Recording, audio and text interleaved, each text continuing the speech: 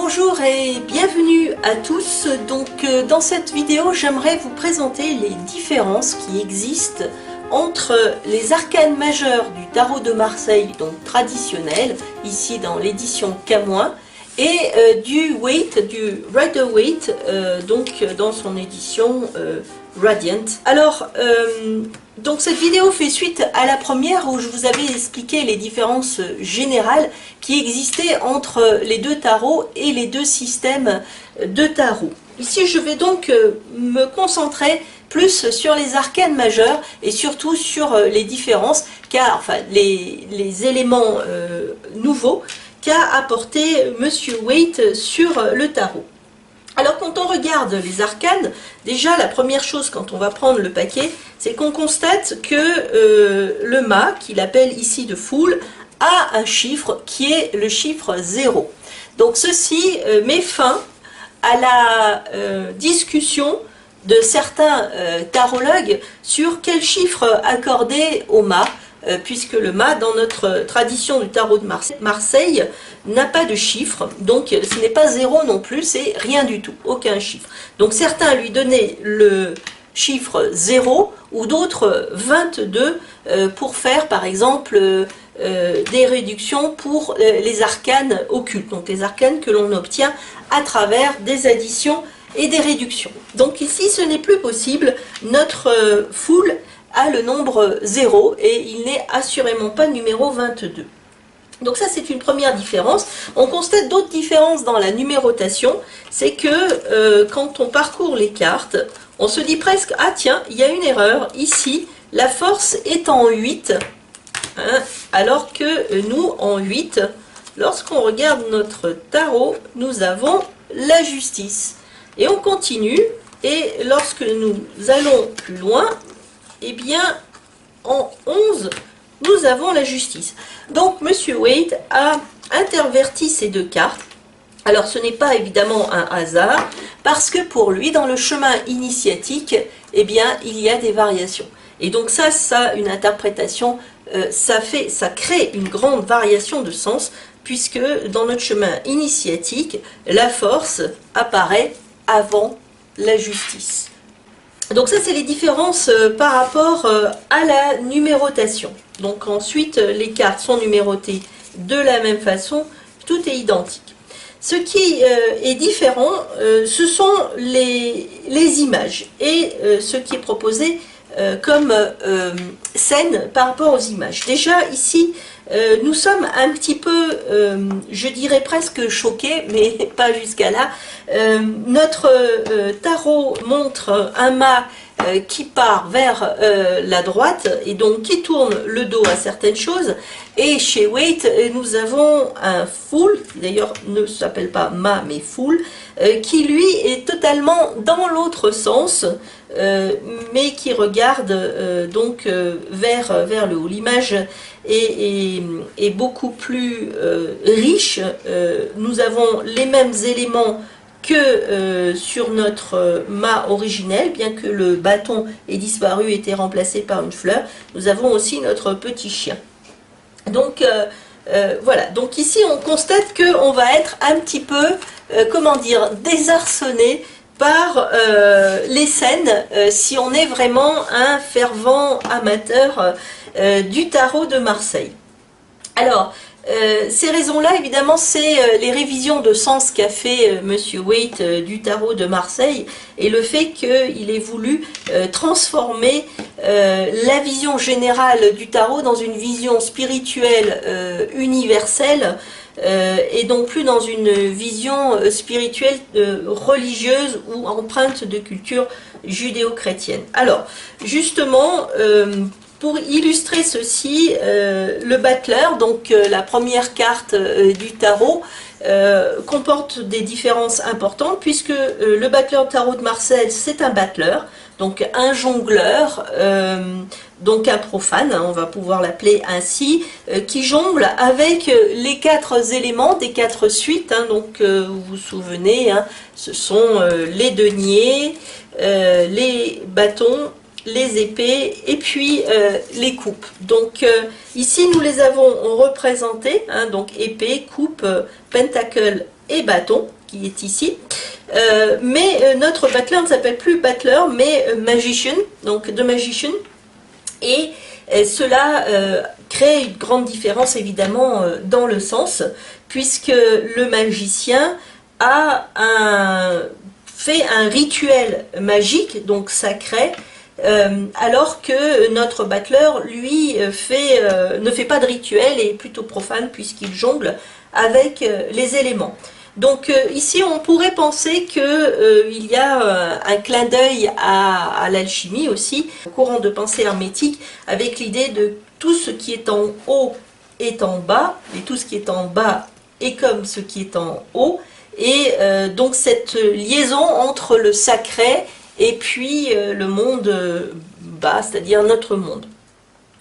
Donc ici nous avons donc une idée universelle à nouveau de rituel que nous allons retrouver dans d'autres cartes, donc très important, cette idée de rituel magique hein, qu'on retrouve après à travers donc le Waite et c'est la direction qu'il a prise par rapport, donc je me répète, mais par rapport à la vision judéo-chrétienne. Après nous avons la papesse et le pape, qui sont donc deux cartes éminemment religieuses dans notre tarot de Marseille, puisqu'elles vont représenter donc des personnages religieux. Alors la papesse est vraiment un personnage religieux, elle tient la Bible dans ses mains, elle est dans un temple, et elle fait penser à la spiritualité chrétienne. En revanche, notre High Prêtress n'est plus une papesse mais une grande prêtresse, et elle fait penser à ce moment-là à une idée de magie, et on retrouve la même chose donc ici, avec la coiffe d'Isis, hein, qui est vraiment très caractéristique. Donc vous voyez ici, nous avons la coiffe du pape, hein, donc symbole religieux, et ici c'est la coiffe d'Isis. Elle n'a plus la Bible dans ses mains, mais la Torah, qui est donc l'essence de la spiritualité et de l'humanité. Donc cette carte-là a été transformée en une sorte de spiritualité universelle avec donc ce processus magique. Alors la même chose avec le pape et de Hierophant. Alors le pape, donc un personnage religieux, ici le Hierophant semble également être un personnage religieux, mais il peut arriver à représenter toutes les religions, pas seulement notre religion. Donc la religion universelle, c'est un maître de cérémonie, ou peut-être un gardien. En tous les cas, voilà, il y a quand même une différence. Ce qui ne gêne pas ici dans la lecture des cartes, que ce soit pour la papesse ou pour le pape, donc l'interprétation sera donc la même. Ce qui n'est pas le cas pour d'autres cartes, comme par exemple la carte de l'amoureux, qui se transforme en The Lovers. Donc cette fois-ci nous avons une différence totale, puisque The Lovers c'est les amoureux, et l'amoureux c'est pas du tout pareil, c'est l'amoureux, c'est un. Alors la première carte, donc dans le tarot, nous avons un jeune homme qui est en pleine hésitation. D'ailleurs dans d'anciens tarots elle s'appelait le choix. C'est pour cela que cette carte est vraiment dans notre tarot de Marseille l'expression de l'incertitude, du choix, du doute face à un choix. Et notre jeune homme donc a des difficultés pour choisir entre deux personnes. Alors deux personnes, ça peut être deux choses, deux personnes, une personne jeune et une personne plus âgée, donc peut-être entre la vertu et le vice, la beauté et plutôt l'intérieur, peu importe, en tous les cas il s'agit ici d'un choix. Et dans la carte de Monsieur Waite, ici, il n'y a plus du tout cette idée de choix. Nous avons une scène biblique avec Adam et Ève hein, qui sont représentés de façon très très claire, puisque nous avons le pommier et puis le serpent derrière, et puis un ange qui semble donc protéger ce couple. Et ici donc on ne va plus interpréter la notion de joie, donc de choix, donc ça change totalement le sens de la carte, qui devient cette fois-ci l'expression, l'archétype du couple universel tel qu'il est exprimé par la Bible. Donc le couple mythique archétypal. Donc ici, cette carte-là, eh bien, elle sera symbole de sentiments amoureux. Nous avons une autre carte qui également est assez différente. C'est la carte de l'arcane sans nom, ou de Death hein, pour Monsieur Waite. Donc l'arcane sans nom, donc dans notre tarot traditionnel, n'a pas de nom, c'est pour ça que ça s'appelle l'arcane sans nom, donc ce n'est pas la mort, c'est l'arcane sans nom, celle que l'on ne nomme pas. Alors peut-être que ça équivaut à la même chose, mais il y a quand même une différence subtile, et c'est un squelette avec une faux qui est en train de faucher tout sur son passage, et on voit déjà la transformation parce qu'on voit des morceaux. Donc qui sont qui tombent dans une terre noire et fertile et qui rejaillissent sous une autre forme, donc la transformation et la bonification. Ici dans notre tarot de Monsieur Waite, nous avons de Death, donc qui est donc un chevalier sur un cheval, un cavalier sur un cheval qui porte une armure, et on voit que c'est un squelette grâce évidemment au visage qui est représenté et qui marche, et nous avons ici des personnes qui sont vraiment imagées et représentées, qui représentent tout le monde, enfants, femmes, personnages influents, papes ou autres, tout le monde subit le même sort face à la mort. Et puis nous avons l'apparition de ce cheval qui est un animal mythique et très particulier, qui a la particularité de pouvoir traverser les mondes, circuler dans tous les mondes, donc le monde des vivants et des morts. Et ici nous avons cette idée de transformation qui est aussi très forte, avec donc ce renouveau perpétuel, puisque nous avons ici le soleil qui apparaît, hein. Le soleil c'est le renouveau, c'est celui qui se lève tous les jours et qui recommence éternellement, donc les mêmes cycles. Donc ici nous avons une vision mystique et une évolution de l'esprit qui est très forte, hein. Donc c'est une élévation spirituelle. Bon, alors ces deux cartes sont assez similaires en sens, par contre la mise en scène est radicalement différente, donc on peut être surpris surtout par l'appellation Death. Après, la dernière carte dont j'aimerais vous parler, c'est la carte du soleil. Alors cette carte du soleil, c'est une carte qui m'a beaucoup, comment dire, qui me pose pas mal de difficultés, dans le sens où le dessin est vraiment très très différent, puisque dans le tarot nous avons deux petits enfants avec un soleil, dont l'un qui est pas tout à fait humain, donne une idée donc d'union, de couple, de chaleur. Bon, après évidemment nous avons l'idée de réussite ou autre, mais nous avons aussi cette idée de couple ou de sentiment de complicité qui va naître sous les rayons du soleil. Et cette idée de couple disparaît dans The Sun, où nous avons un petit enfant avec un cheval. Alors toujours le cheval très important, puisque c'est vraiment un animal mythique, mais notre enfant très joyeux est nu, donc rien à cacher, il est la vérité pure. Il va représenter la joie de l'être intérieur, la source de la vie, le cheval, donc la force, la pureté de l'esprit, et en fin de compte le contrôle entre le conscient et l'inconscient.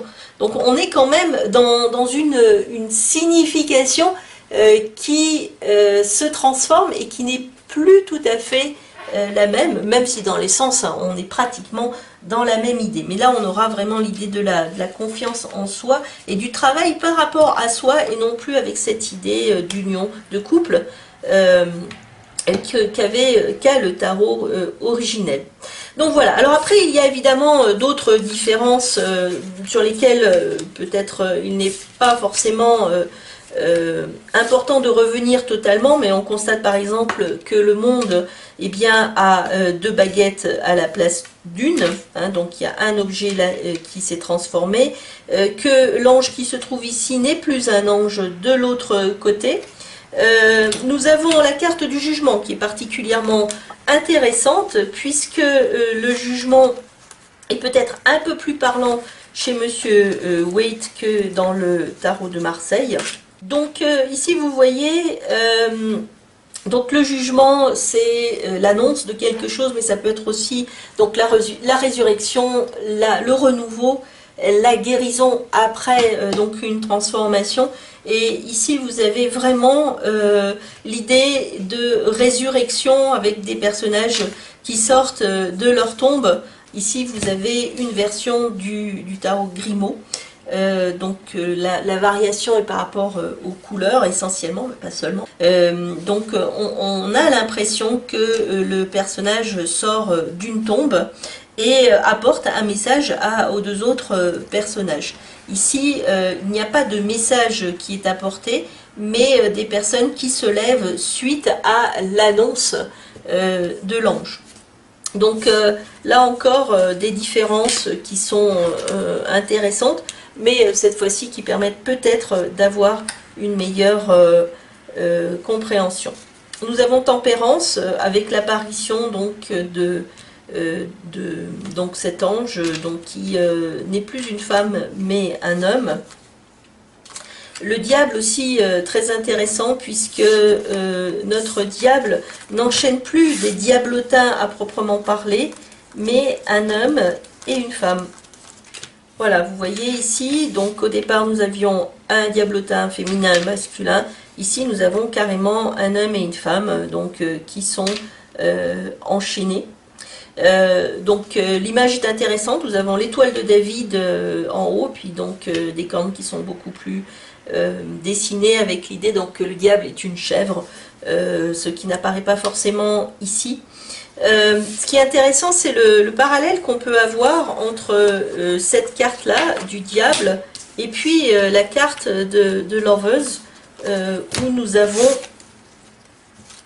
je prends mes paquets, où nous avons les mêmes personnages ici.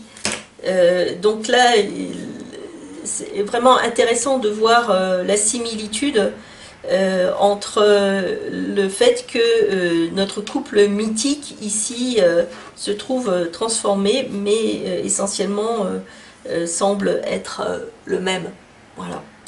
Voilà, c'est ce que je souhaitais partager avec vous par rapport aux différences entre donc le tarot de Waite et puis le tarot donc de Marseille. Alors évidemment il y a beaucoup d'autres différences, mais j'ai voulu vraiment voir avec vous les différences les plus marquantes. J'espère que vous avez aimé cette vidéo. N'hésitez pas à mettre des commentaires en bas de la vidéo et puis abonnez-vous à ma chaîne.